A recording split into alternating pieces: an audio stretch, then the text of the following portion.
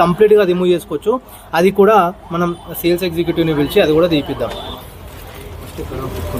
So ఇక్కడ hook release చేయాలి, అప్పుడు ఫోల్డ్ అయితే జస్ట్ అచ్చా ఇంకొకసారి చూపించండి.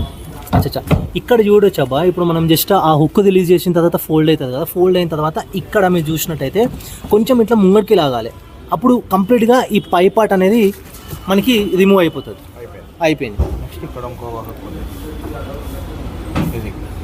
ఇది పుల్ చేయాలి, అది పుల్ చేయాలి. ఇంకొక చిన్న హుక్ ఉంటుంది, అది పుల్ చేసినట్టయితే మనకి అప్ వస్తుంది, కొంచెం పైకి వస్తుంది మనకి. సో పైకి వచ్చిన దాన్ని మనం జస్ట్ అందులోకి వెళ్ళి తీసేసి సేమ్ మళ్ళీ ఇక్కడ కూడా కొంచెం హుక్స్ ఉన్నాయి అనమాట, మీరు నోటీస్ చేసినట్టయితే ఇక్కడ చూడొచ్చు.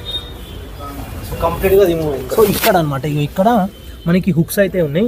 ఇక్కడ నుంచి జస్ట్ ఇట్లా తీసేస్తే కంప్లీట్గా వచ్చేసింది. ఇది చాలా ఈజీగా ఉందన్నమాట. జస్ట్ ఒక 5 to 10 seconds మాత్రమే పడుతుంది మనకి. మళ్ళీ మనకు కావాలంటే ఇమ్మీడియట్గా పెట్టేసుకుంటే